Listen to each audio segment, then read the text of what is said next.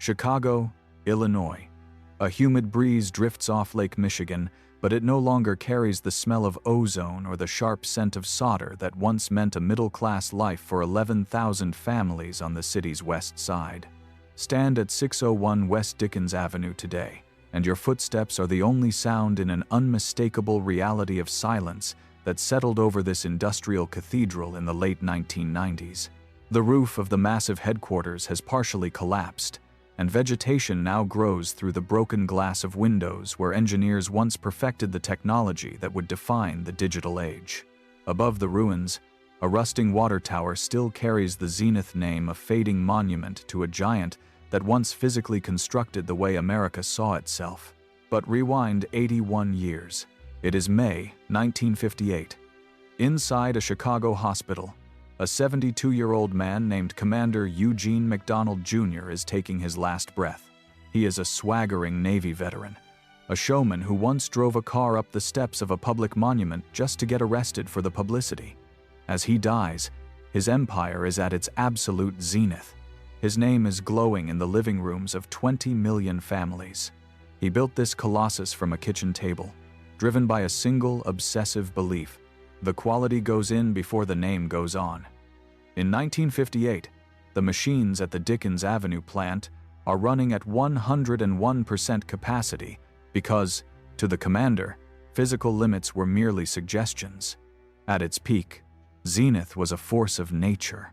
It invented the world's first portable radio, pioneered subscription television decades before HBO, and gave the world the wireless remote control, a device so magical it allowed a man to change the world from his armchair with a mechanical click.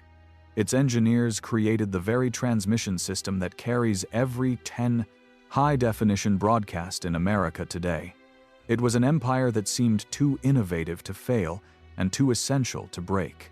And yet, in 1999, it was liquidated and absorbed by a South Korean rival for the price of its debts, leaving behind thousands of broken promises and a big-time hurt that rippled through the neighborhoods of Chicago. Was the fall of this electronics titan the inevitable result of global capitalism, or the unforgiving mathematics of a management that bet everything on winning a technological race it couldn't afford to run? Did your family have a Zenith in the living room growing up? Do you remember the musical click of that heavy Space Command remote? Share your family's story in the comments. I'm your host, and this is Industrial Aftermath. Now, let's begin. To understand the scale of the empire that eventually flickered out, we have to look back to Chicago in 1918. It was a city of smokestacks and stockyards, a place defined by immigrant labor and the kind of grit and obsession that allowed fortunes to be made and lost in the space of a single generation. While the Great War was drawing to a close in Europe, two young ham radio operators were sitting at a small kitchen table on the city's south side, tinkering with the future. Carl Hassel and Ralph Matthews had a passion for wireless telegraphy, selling homemade radio gear to fellow enthusiasts under the name Chicago Radio Laboratory. They operated an amateur station with the call letters 9ZN, and from those simple characters, they derived a name that would eventually become synonymous with American quality for the next 8 decades: Zepnith, which they soon simplified to Zenith. These two men possessed the technical brilliance required to build the machines, but they lacked the capital and the predatory business sense needed to survive the merciless arithmetic of a burgeoning industry. What they did have was a license from Edwin Armstrong, the pioneering inventor whose patents controlled much of the emerging radio technology of the era. That license was extremely valuable, and it caught the attention of a 35-year-old automobile salesman and former naval intelligence officer who had recognized immediately that there was money to be made. Eugene Francis McDonald Jr. was born in 1886, the son of a storekeeper who struggled to keep his family afloat. He had dropped out of school at age 14 to take a factory job, but his true talent was for the spotlight. In 1904, McDonald became famous in Chicago for a publicity stunt where he drove a car up the steps of the General John Logan Memorial in Grant Park. He even paid a policeman $10 to arrest him just to ensure a photographer was present to capture the moment for the next day's newspapers. When he heard his first radio broadcast, he didn't just hear music. He saw a monument to industrial ambition. MacDonald was the ultimate swaggering showman, and he intended to be the man who turned wireless technology into a household necessity. In 1921, MacDonald invested his life savings into the partnership, becoming the general manager. 2 years later, in 1923, the three men incorporated the Zenith Radio Corporation, issuing 30,000 shares of stock at $10 per share. MacDonald, now 37 years old, took the largest block for himself and prepared to build his colossus. He was joined that same year by Hugh Robertson, a financial expert who provided the cold, methodical discipline and careful planning that would balance MacDonald's fiery vision. Together, they began to move the company from a kitchen table operation into an industrial force that would outlast empires. MacDonald understood a truth that his rivals were too slow to grasp. In a market crowded with dozens of manufacturers, technical superiority alone would not guarantee success. To win, he had to make Zenith a character in the American story, transforming himself into an adventurer and a living advertisement for the power of his products. He insisted on being called the Commander for the rest of his life, a rank he had earned in the Naval Intelligence Service. In 1923, the same year he became the first president of the National Association of Broadcasters, MacDonald persuaded Admiral Donald Macmillan to take a Zenith shortwave radio on his Arctic expedition. The transmissions from the frozen north proved to be dramatic demonstrations of efficiency, and Zenith's advertising made sure every American newspaper reader knew which company had made the miracle possible. The commander's obsession with publicity as fuel reached its peak in 1925 during another expedition to the North Pole. MacDonald joined as a ship commander, traveling as far as Greenland. From there, he made sensational shortwave radio broadcasts of Eskimos singing into his Zenith microphones. These broadcasts were a global sensation, reminding the public that Zenith was the choice of heroes and explorers. But while MacDonald sold the romance, his engineers backed it up with genuine innovation, building the world's first portable radio in 1924 and the first home receiver to operate on household current rather than batteries in 1926. By 1927, the momentum was so great that Zenith adopted the slogan that would define it for the next 70 years. The quality goes in before the name goes on. They were building an empire based on the belief that engineering excellence was the only way to survive the unforgiving mathematics of the future, unaware that they were already setting the stage for a technological race that would eventually lead to the industrial aftermath. By 1927, the radio boom was no longer just a trend. It was a fundamental transformation of the American home. In the crowded markets of Chicago, where dozens of manufacturers were cutting corners to capture the sudden explosion of demand, Commander Eugene F. MacDonald Jr. took a different path.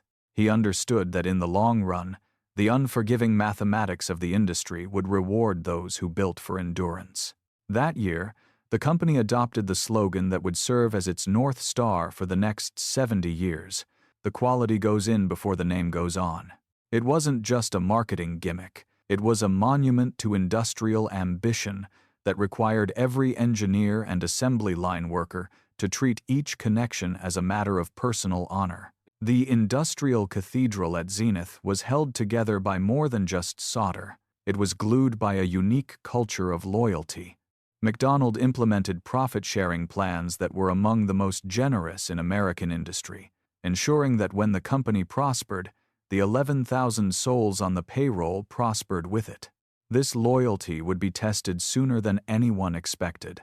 In October 1929, the music stopped. The stock market crash sent the American economy into a tailspin, and the merciless arithmetic of the Great Depression began to devour the electronics industry. Zenith's sales, which had stood at a proud $10 million in 1929, collapsed to less than $2 million by 1932. For 5 consecutive years, the ledgers bled red ink.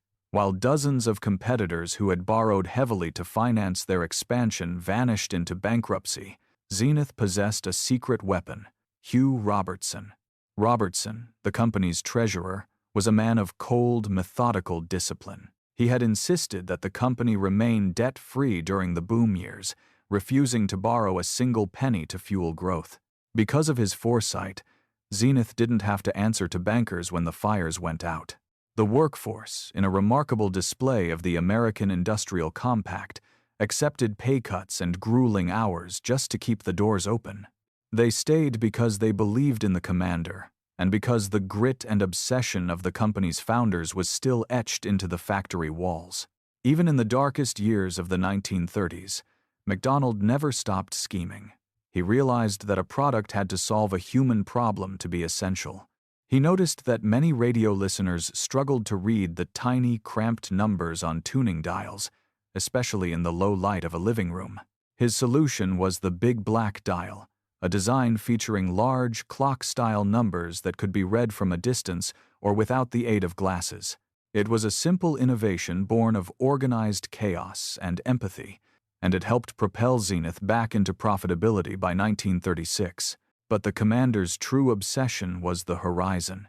As a yachtsman who spent his summers aboard the Mizpah, one of the largest private vessels on the Great Lakes, he was frequently frustrated by the unmistakable reality of silence that settled over his receiver once he sailed a few hundred miles from shore. Standard AM broadcasts simply faded into static. He demanded a portable radio that could capture shortwave signals, the high-frequency waves that bounce off the ionosphere to travel around the globe. The technical obstacles were a study in unforgiving mathematics. Vacuum tubes of that era required high voltages that heavy, bulky batteries couldn't easily provide. For years, his engineers Gustafson, Passo, Stryker, and Brown labored over prototypes, only to have the commander reject them during his test voyages on the lake. Finally, in late 1941, they perfected the Model 7G605, which McDonald christened the Clipper. It featured a sailboat motif on the speaker grille and became the world's first truly portable multiband radio.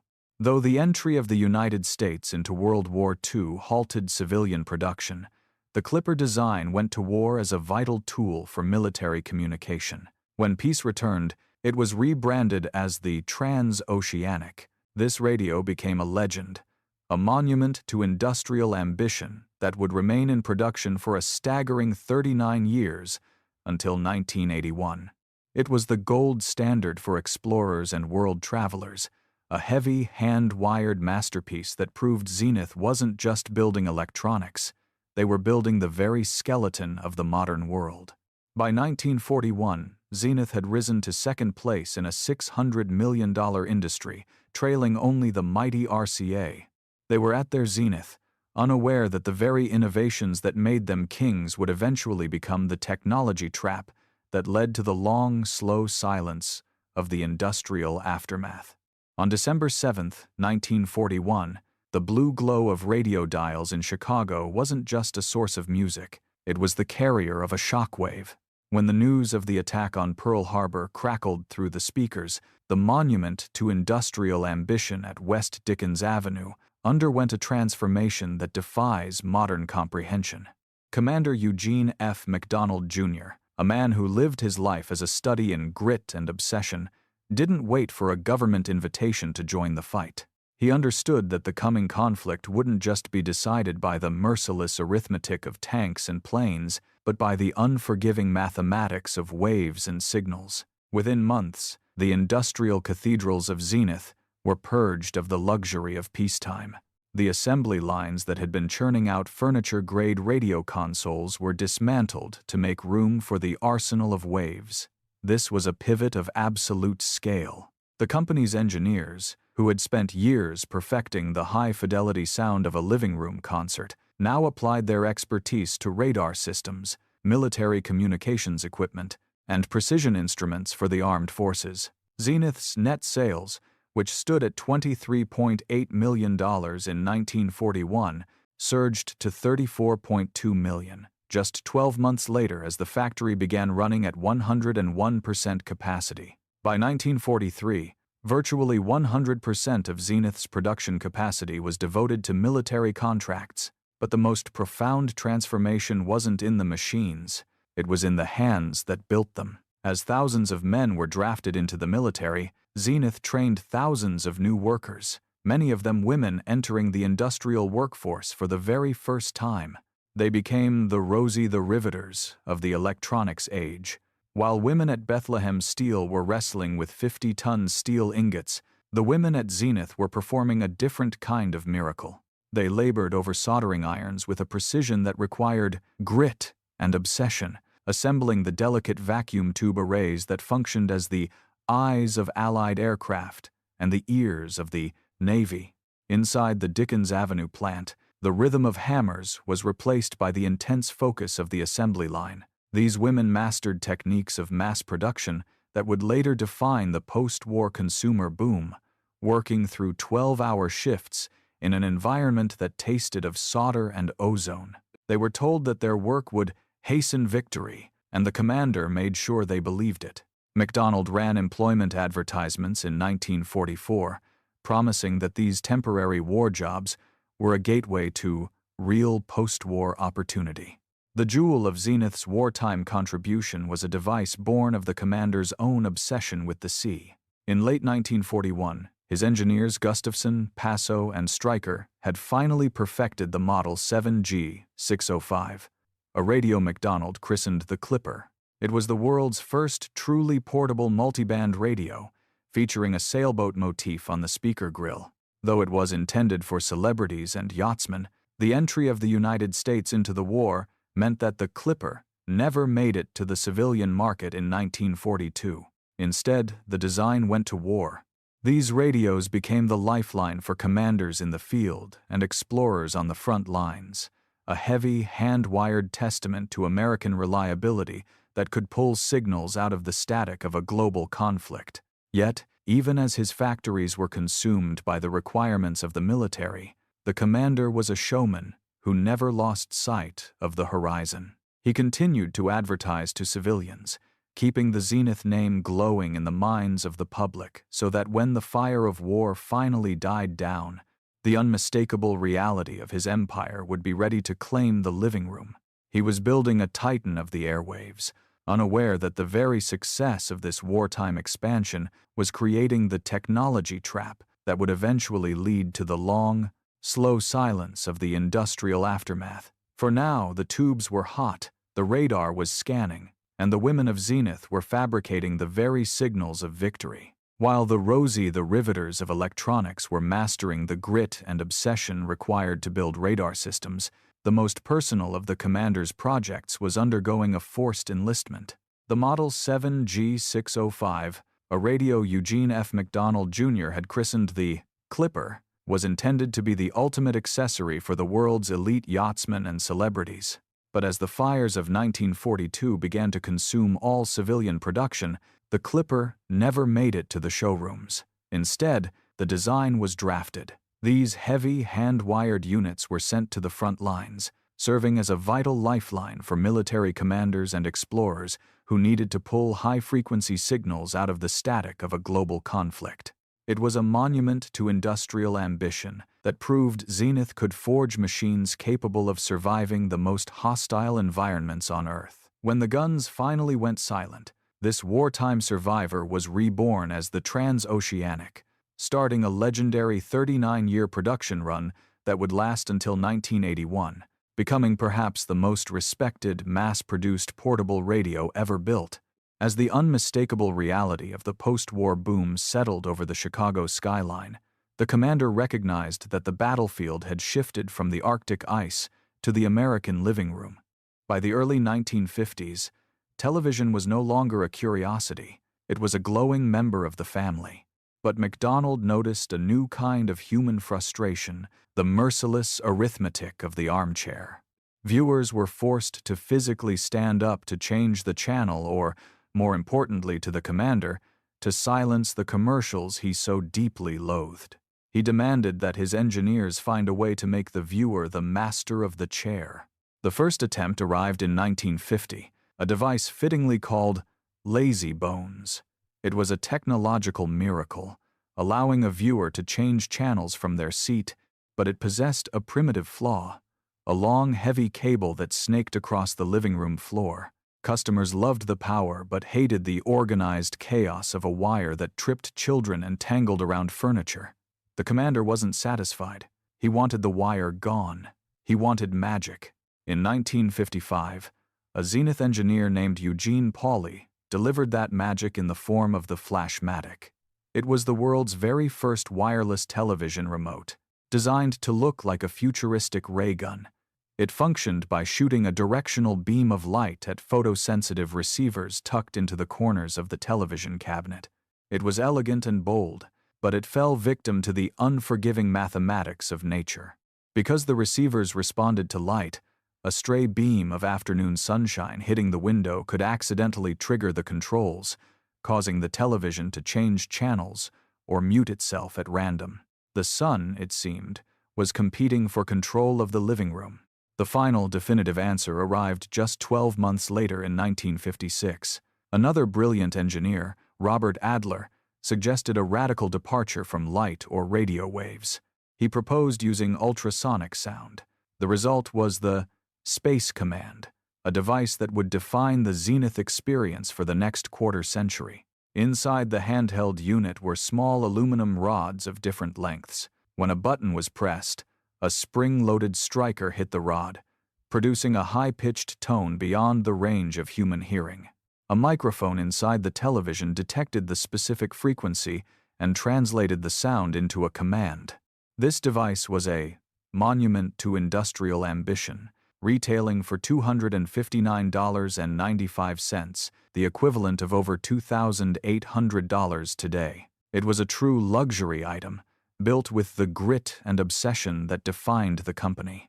The aluminum rods produced a distinctive, mechanical, and almost musical click that gave the device its colloquial name, the clicker. It required no batteries and no wires. It was so overbuilt that many Space Command remotes from the 1950s still function perfectly today, more than 6 decades later. By the time the commander took his final breath in 1958, more than 9 million of these ultrasonic remotes were on their way into American homes. Zenith had successfully turned the television into a servant of the armchair, creating a legacy of innovation that would eventually earn Adler and Pauly an Emmy in 1997. They had built the future, one click at a time, unaware that the very engineering excellence they prized, the expensive, hand-soldered quality, was setting a technology trap that would one day leave their massive factories reduced to rubble in the long silence of the industrial aftermath. By the mid-1950s, the Industrial Cathedral at 61 West Dickens Avenue was operating at a fever pitch that seemed to defy the very laws of physics. Inside those walls, the rhythm of hammers had been replaced by the rhythmic sizzle of 10,000 soldering irons. While the rest of the American electronics industry was beginning to worship at the altar of the machine, Zenith remained a kingdom ruled by the human hand. This was the era of the technology trap, a moment where the very grit and obsession that built an empire became the anchor that would eventually drag it into the depths of the industrial aftermath. The conflict centered on a thin piece of laminated plastic, the printed circuit board. By the early 1950s, titans like RCA and General Electric had looked at the merciless arithmetic of their assembly lines and made a choice. They began replacing miles of tangled copper wire with etched boards that could be assembled by machines, reducing human error and slashing the time required to build a television set. To the accountants in New York and Bridgeport, it was a triumph of efficiency. But to Commander Eugene F. McDonald, Jr., it was a betrayal of the American Industrial Compact. McDonald looked at those early circuit boards and saw a technology trap. Vacuum tubes of that era generated savage levels of heat, reaching temperatures that could cause the primitive adhesives in printed boards to warp, crack, and fail over time. The commander refused to let his brand become a victim of this unforgiving mathematics. He mandated that every Zenith chassis remain hand-wired. Every single connection, thousands of them in every set, was to be made by a skilled worker, physicalizing the promise that the quality goes in before the name goes on. This wasn't just a manufacturing choice. It was a monument to industrial ambition. In the industrial cathedrals of Chicago, fathers worked alongside sons, and whole families organized their lives around the rhythm of hammers and shift changes at the Zenith plants. There was a profound pride in the fact that a Zenith television was harder to build, more expensive to produce, and according to the service technicians who worked on them, routinely outlasted the competition by years. It was a world where human skill was the primary currency, and for a time, the market rewarded that obsession. By 1960, Zenith and RCA stood as the two dominant forces in the industry, each controlling more than 20% of a market that had become the center of American life. But the unmistakable reality of the empire was that it was a cult of personality, and the god of that cathedral was failing. On May 15, 1958, the air in Chicago felt heavy with the coming storm. Inside a hospital room, the 72-year-old commander was taking his final breath. His body was failing, but his mind remained sharp enough to understand the weight of what he was leaving behind: 11,000 workers at 7 different plants, and a name that glowed in 20 million American living rooms. When the commander died, the fire didn't go out immediately, but the compass was lost. Observers noted that his unexpected death left a void of talent at the top that the company would spend decades trying to fill. Zenith had been built in the image of a showman who could turn an Arctic expedition into a sales pitch, a man who treated physical limits as mere suggestions. Without his singular, iron-willed direction, the company's obsession with hand-wired quality transitioned from a competitive advantage into a rigid dogma. The merciless arithmetic of global trade was already beginning to shift. While Zenith's engineers continued to perfect the chromacolor tube and the ultrasonic remote, they were doing so on a foundation of labor-intensive processes that were becoming a liability. They were competing in a world of increasing automation with the tools of a master craftsman, oblivious to the fact that the technology trap was closing.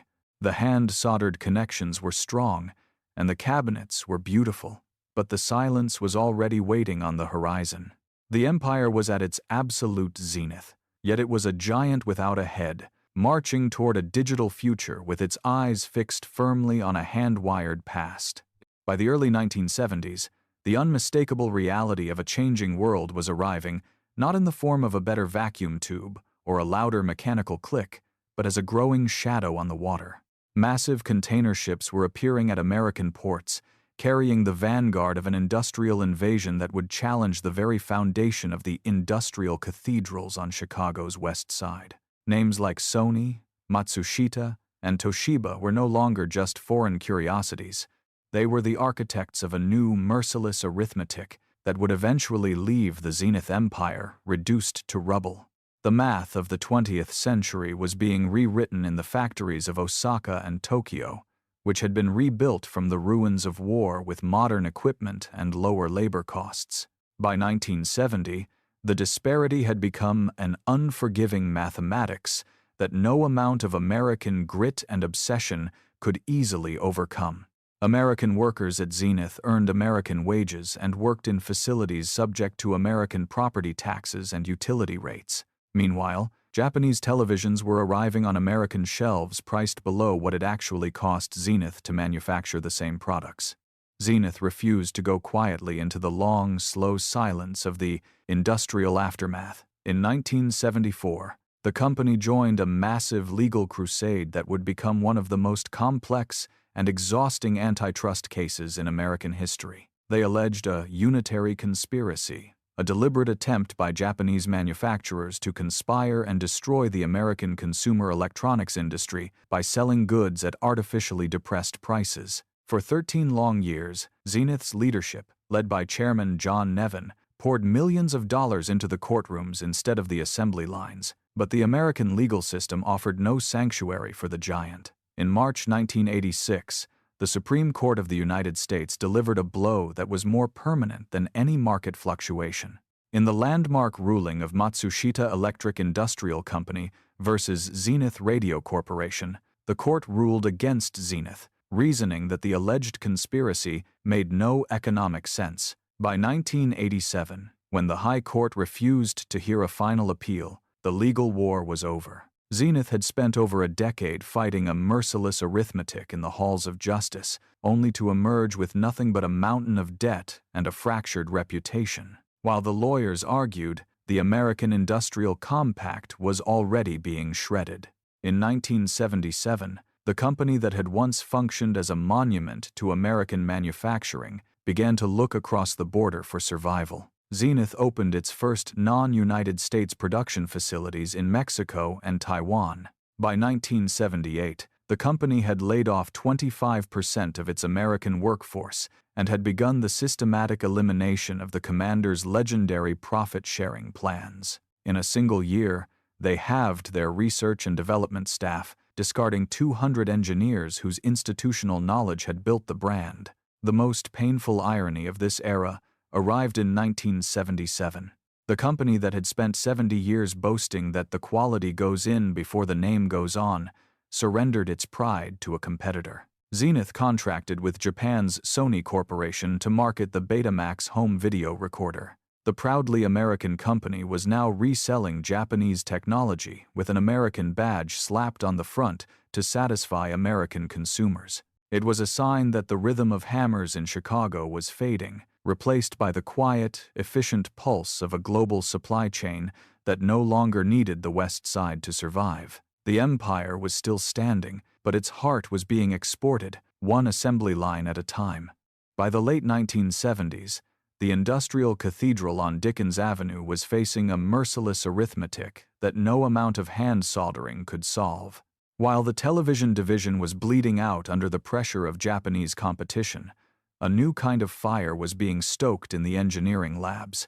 In 1979, a senior finance executive named Jerry Perlman, the man who would eventually become chairman, pushed the company into a market that many old-school television men considered a mere curiosity: the personal computer. Zenith acquired the Heath Company for $64.5 million, a shrewd move that happened just as the digital revolution was beginning to flicker to life. From this acquisition rose Zenith Data Systems, a wholly owned subsidiary that would, for a brief and shining moment, become one of the most successful computer manufacturers on the planet. In 1981, they shipped 35,000 units of their first computer, the Zone 100. By the late 1980s, while the television side of the business was struggling to keep the lights on, the computer arm had transformed into a $1 billion operation. But inside the executive suites, a civil war was brewing, a conflict of grit and obsession that would eventually lead to what many historians call a digital suicide. Computer executives argued that the cathode ray tube was a relic of the past and that television was a dying business. Meanwhile, the television traditionalists countered that computers were a passing fad, a toy that would never replace the glowing hearth of the American living room.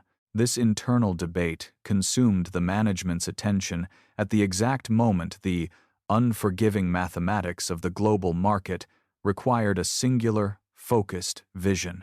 As the 1980s drew to a close, the company decided to bet everything on a single high-stakes gamble: high-definition television, or HDTV. The United States government, fearing that Japanese manufacturers like Sony and Matsushita would dominate the next generation of signals, encouraged American companies to build a digital future from the ground up. Zenith threw itself into this race with a desperation born of corporate survival. In 1989, they partnered with AT&T to develop a digital transmission system. The technical achievement was a monument to industrial ambition. They developed a method called VSB, or vestigial sideband, which could deliver crystal-clear, high-definition signals with minimal interference. It was a triumph of American engineering that would eventually be adopted by the Federal Communications Commission as the centerpiece of the American digital broadcast standard. But to fund this search for the future, Zenith had to sacrifice its present. In October 1989, the company made the fateful choice to sell Zenith Data Systems to the Paris-based Group Bull for an eventual price of $635 million. They had cut off their only profitable limb to try and save a dying heart. The unforgiving mathematics of this choice were brutal. Between 1989 and 1993, the company posted 5 consecutive years of heavy losses, including a $106 million hemorrhage in 1992 alone. They had won the technological race, but they were losing the financial marathon. The final tragic irony arrived in 1997. The engineers who had spent their lives in the industrial cathedrals of Chicago were awarded a technical Emmy for their pioneering work on HDTV.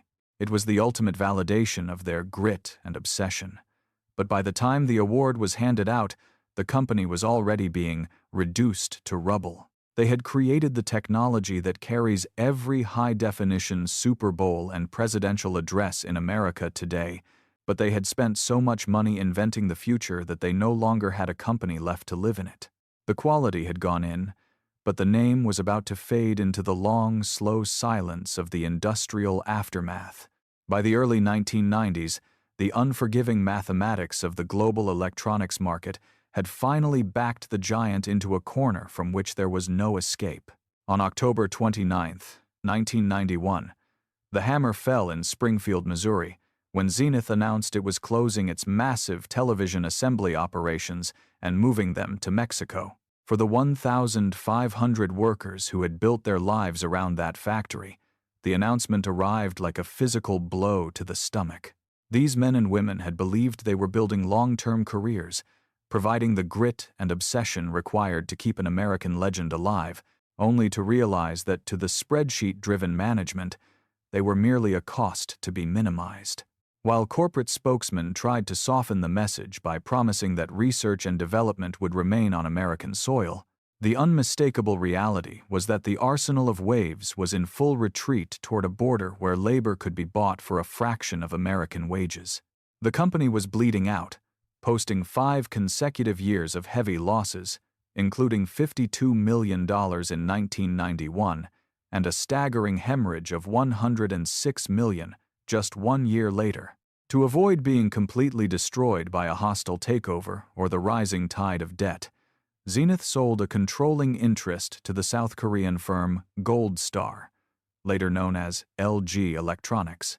In July 1995, the headlines across the nation told a story of industrial mourning. A Korean firm was buying Zenith, the very last American television manufacturer. After nearly 8 decades of dominance, the industry that had been forged at a kitchen table in Chicago was no longer American-owned. It was a death of sorts for the American Industrial Compact, as the name that once stood for the highest quality was sold for $351 million, a price that bought Zenith time, but could not buy it salvation. The final, agonizing gasp of American production occurred at the Melrose Park Picture Tube plant, a facility that had been the heartbeat of the company's color television era since the 1960s. In late 1998, the fires in those furnaces were allowed to go cold, and the rhythm of hammers was replaced by a heavy, permanent silence. 2,000 workers collected their final paychecks and walked out of the last Zenith manufacturing facility on American soil. The complex, which had produced millions of picture tubes for living rooms across the continent, was now just another monument to industrial ambition, left to rot and sit empty. By August 1999, the financial hemorrhage had become terminal, forcing Zenith to file for a pre-packaged bankruptcy plan supported by its creditors. In a final act of merciless arithmetic, all existing common stock was canceled, leaving families who had held shares since the days of the commander with absolutely nothing. On November 8, 1999, 81 years after Carl Hassel and Ralph Matthews started their partnership, Zenith officially ceased to exist as an independent company. A decade later, when a documentary was produced to mark the anniversary of the Melrose Park closure, former employees were interviewed about their time in the industrial cathedral and what its loss meant to the city. One worker, struggling to find words adequate to describe the final shutdown and the hollowing out of his community, looked into the camera and provided a label for the tragedy. He called it a big-time hurt. It was a wound that didn't just affect the bank accounts of the West Side. It was a scar on the American identity, Proof that even the most innovative empires could be reduced to rubble when the world they helped create decides it no longer needs the hands that built it. The quality had gone in, the fires had gone out, and all that remained was the silence of the industrial aftermath. If you drive through the Belmont-Cragen neighborhood on Chicago's West Side today, you will eventually find yourself at 601 West Dickens Avenue.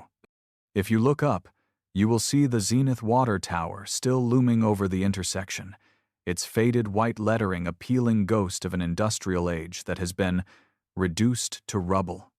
This was the heart of the Arsenal of Waves, a 4-city block complex that once hummed with the grit and obsession of 11,000 workers who believed that the quality goes in before the name goes on. Today, the only thing going into the Dickens Avenue plant is the rain. The end of this industrial cathedral didn't come with a clean break. It came with a slow, agonizing decay and a final, fiery scream.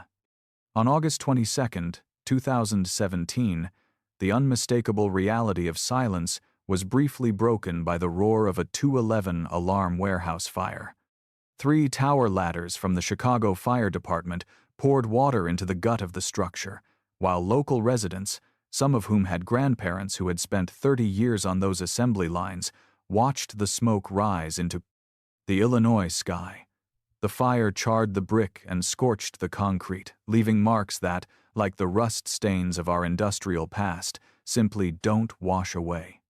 Walk the perimeter of the ruins now, and you will see drone footage translated into a physical tragedy. Collapsed roofs, vegetation growing through broken windows, and graffiti masking the walls where engineers once perfected the unforgiving mathematics of the digital age. It is a dangerous ruin in a neighborhood that has seen better days, a place where children are told to stay away from the very ground that once provided their families with a pathway to the American middle class. The Melrose Park plant is already gone, demolished and left as a vacant lot. Its future as uncertain as the thousands of retirees who watched their health care and stock evaporate in the 1999 bankruptcy. But as you stand in the shadow of that rusting water tower, you realize that Zenith is the only empire in this series that isn't truly dead, it's just become invisible. We live in the world that the commander and his engineers constructed. Every time you sit in your armchair and press a button on a wireless remote, you are using the mechanical click of a legacy that began in Chicago in 1950. Every time you watch a high-definition broadcast of the Super Bowl or a presidential address, you are seeing a signal carried by the vestigial sideband technology that earned those West Side engineers a technical Emmy while their company was falling apart around them. The big-time hurt of the final shutdown is real, but so is the signal. The factories are ruins and the workers have scattered, but the innovations Zenith pioneered are embedded in the very infrastructure of our daily lives. They are the silent ghosts in every screen, the invisible architecture of the 21st century. That is the true tragedy of the industrial aftermath. We have consumed the products and profited from the ingenuity, but we have erased the hands that made it all possible. The commander lies in a family crypt at Queen of Heaven Catholic Cemetery, and his factory has become a scorch-marked shell. The name is gone, the buildings are rotting, but the stories endure in the comments below and the remotes in our hands. I'm your host, and this has been Industrial Aftermath. If you believe these stories of fire, quality, and silence are worth remembering, leave a like and subscribe. Tell us about the Zenith set that sat in your family's living room for 30 years. Thank you for watching.